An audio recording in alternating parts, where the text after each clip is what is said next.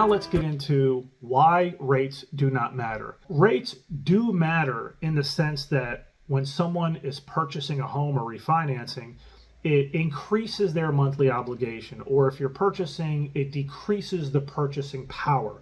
What I'm referring to is math. Some of you may know and remember that back in the 80s, interest rates were in the teens.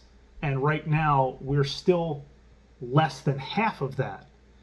But this comes down to math, and I'll give you an example. If a buyer, when I speak to a buyer, one of the first things that I like to ask in doing this for 23 years is, what is your comfort level of budget?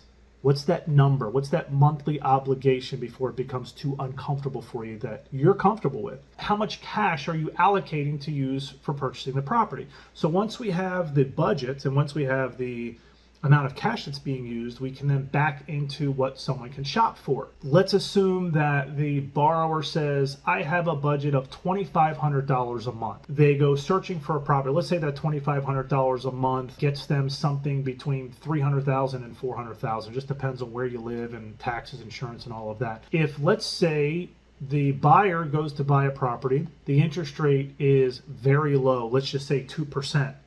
But because of taxes and insurance, the mortgage obligation ends up being $3,500, $1,000 higher than budget. That's a scenario where a 2% interest rate does not matter. Now let's flip it.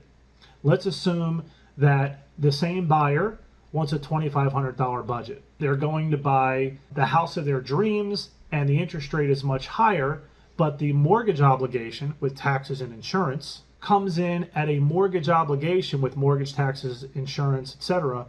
of $2,300. Now remember, the budget was $2,500.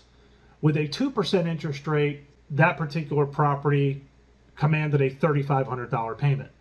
With this other property, a 10% interest rate, let's say, commanded a $2,300 payment, even though the rate was, let's say, 10%.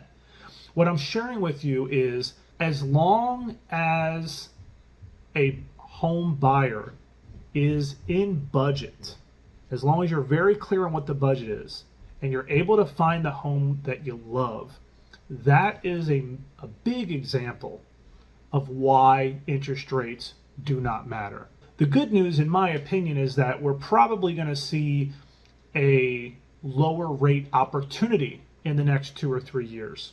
Meaning that anyone who refinanced at a higher rate or who purchased at a higher rate may have an opportunity in the next couple of years to drop it. Now, I can't predict the future, and full disclosure, no one really knows what the rates are going to be and when, but based on history shows as the rates have gone up, there's going to be a certain point where the rates are going to go down and there's going to be a refinance opportunity. That's why interest rates don't matter. It's a perspective. It's certainly food for thought. I want to let you know that I am here for you. I'm offering complimentary consultations.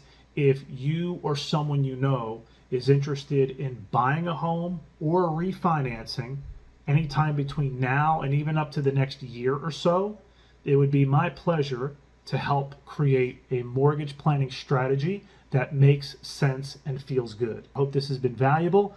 Until next time, this is Jay Robbins.